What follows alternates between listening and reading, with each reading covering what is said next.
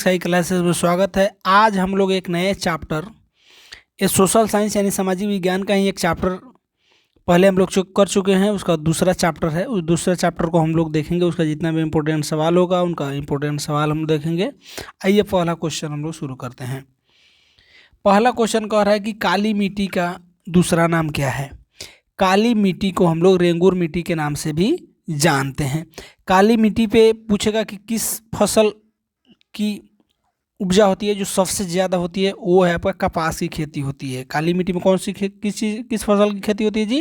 कपास की खेती। और काली मिट्टी सबसे ज़्यादा महाराष्ट्र के क्षेत्र में पाया जाता है, महाराष्ट्र और गुजरात के क्षेत्र में।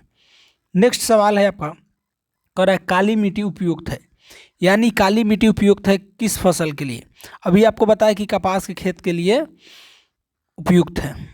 नेक्स्ट सवाल आपका है सोपानी कृषि। सोपानी कृषि ये पर्वतीय क्षेत्रों में ज़्यादा होती है, ठीक है। तो ये पर्वतीय आपका उत्तराखंड, ये ऑप्शन के हिसाब से हिमाचल भी रहता तो भी चलता, लेकिन चूंकि उत्तराखंड ऑप्शन में दिया है इसलिए इसका आंसर होगा कि सोपानी कृषि किस राज्य में प्रचलित है, तो हम बताएंगे उत्तराखंड राज्य में। नेक्स्ट सवाल जो 4 नंबर सवाल कर रहा है, 4 नंबर सवाल कर रहा है कि मेढक के प्रजनन को नष्ट करने वाला रसायन क्या है। यानी जो मेढक के प्रजनन को नष्ट कर दे उस रसायन का नाम एड्रीन है। कौन सा जी?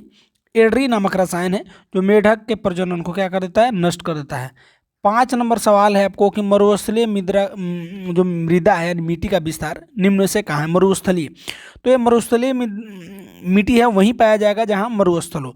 तो आप जानते हैं कि भारत में सबसे ज़्यादा मरुस्थल वाला जो राज्य है ये आपका राजस्थान है। पूरा रेगिस्तान है, बालू बालू ही है, इसीलिए इसका आंसर हो जाएगा राजस्थान।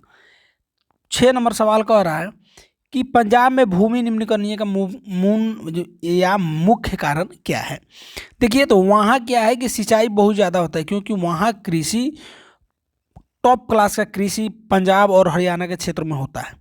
तो वहाँ भूमि के निम्नीकरण का कारण अत्यधिक सिंचाई है, ठीक है। 7 नंबर सवाल कह रहा है कि भारत में सर्वाधिक क्षेत्र पर किस मिट्टी का विस्तार है। बहुत ही इंपॉर्टेंट सवाल है ये, याद रखिएगा इसको। जलोढ़ मिट्टी का विस्तार पूरे भारत में सबसे ज़्यादा क्षेत्र पर है।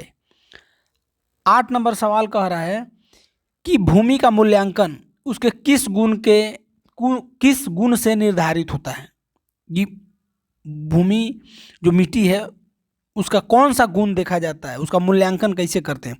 याद रखिए उसके उत्पादकता के आधार पर कि उसमें कितना उपजा होता है, उसी के हिसाब से उसको आपको मूल्यांकन किया जाता है।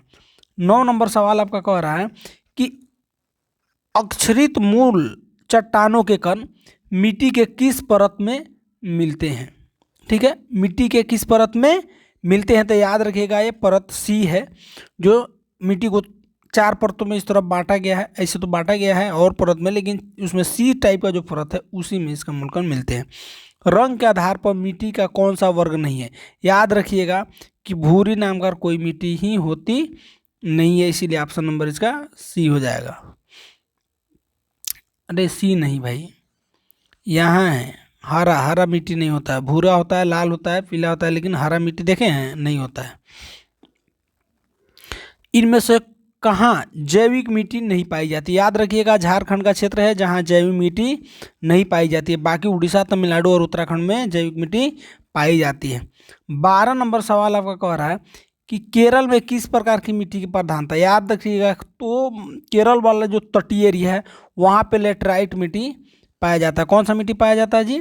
लेटराइट मिट्टी पाया जाता है। 13 नंबर सवाल आपको कह रहा है कि प्रायद्वीपीय भारत की नदी घाटी में, याद रखिए नदी घाटी का जब जब कहेगा तब तब उसका आंसर आपका जलोढ़ मारिएगा, क्योंकि नदी घाटी में जलोढ़ मिट्टी की प्रचुरता होती है, वहाँ बहुत ज़्यादा मात्रा में जलोढ़ मिट्टी पाए जाते हैं। 14 नंबर सवाल आपका है कि किस राज्य में सीढ़ीनुमा खेती या सोपानी खेती, ये दोनों सेम है। ये उत्तराखंड, अभी आपको बताए थे कि ये जो खेती का प्रचलन है उत्तराखंड राज्यों में है। 15 नंबर सवाल कह रहा है कि मृदा निर्माण के कितने घटक यानी कितने चरण होते हैं। याद रखिएगा कि मृदा निर्माण के 5 घटक होते हैं।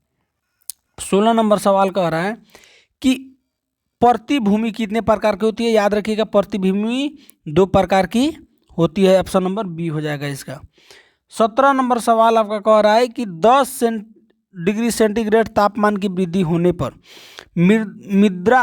मृदा निर्माण की गति कितनी होती है? तो ये दुगुना हो जाती है। ठीक है।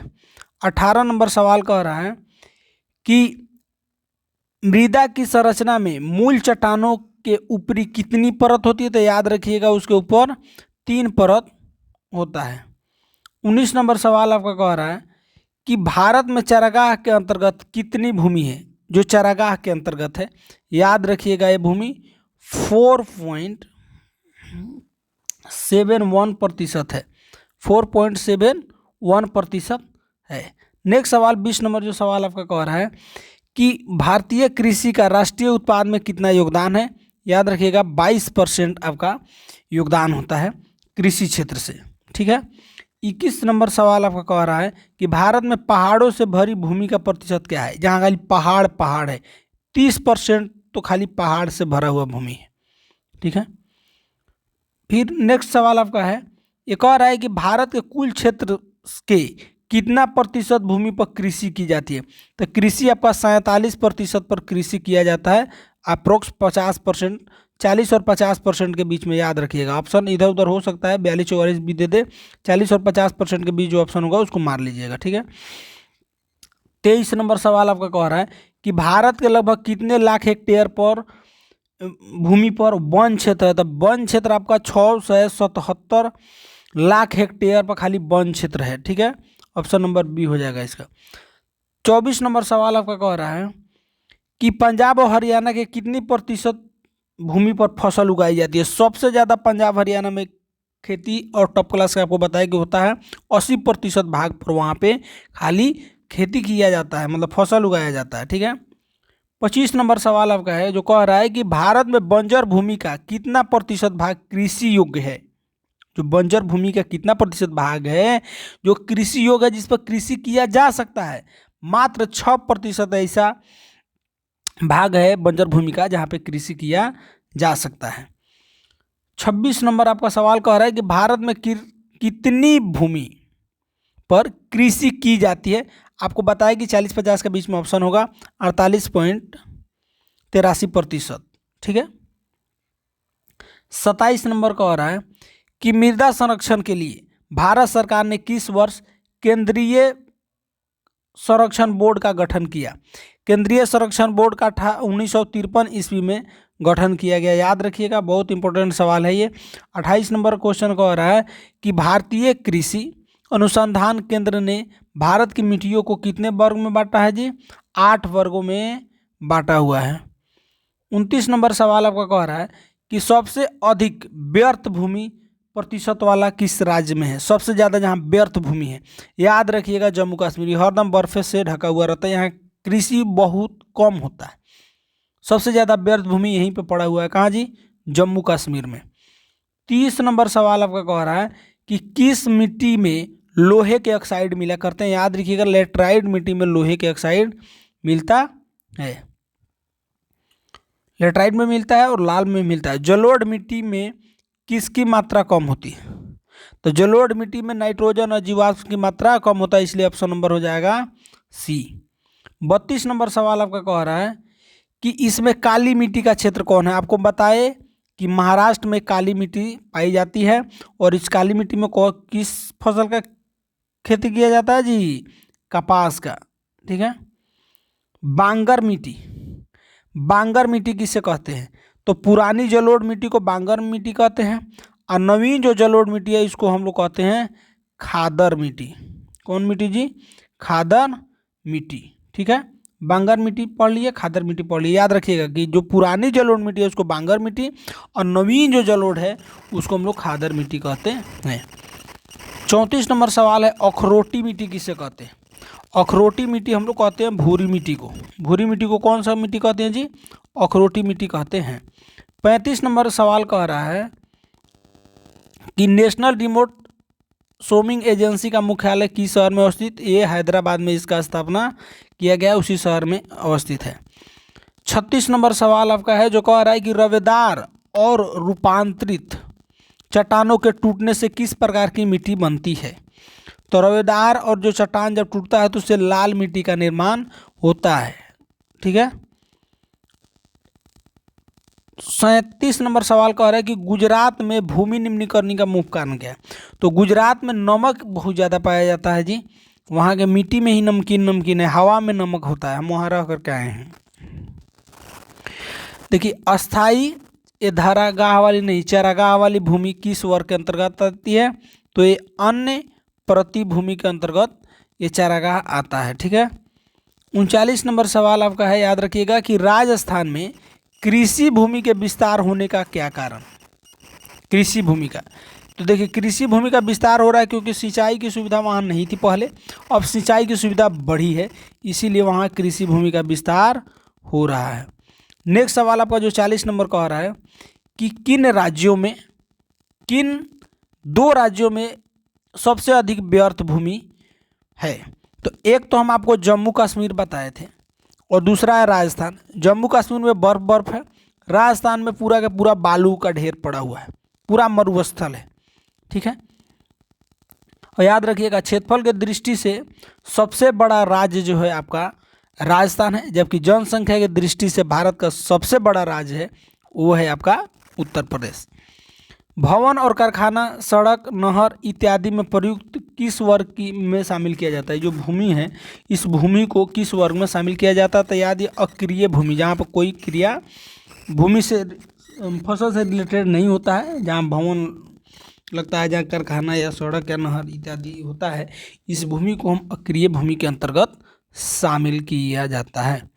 42 नंबर सवाल आपका कह रहा है कि वर्ल्ड वाइड फॉर नेचर के अनुसार भारत में कितनी भूमि का निम्नीकरणीय हुआ है, कितना भूमि का।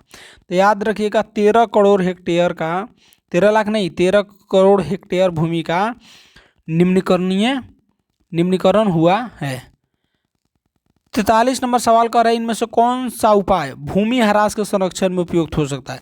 यानी कौन सा उपाय करे कि भूमि का ह्रास मतलब कम हो, यानी उसे बचाया जा सके।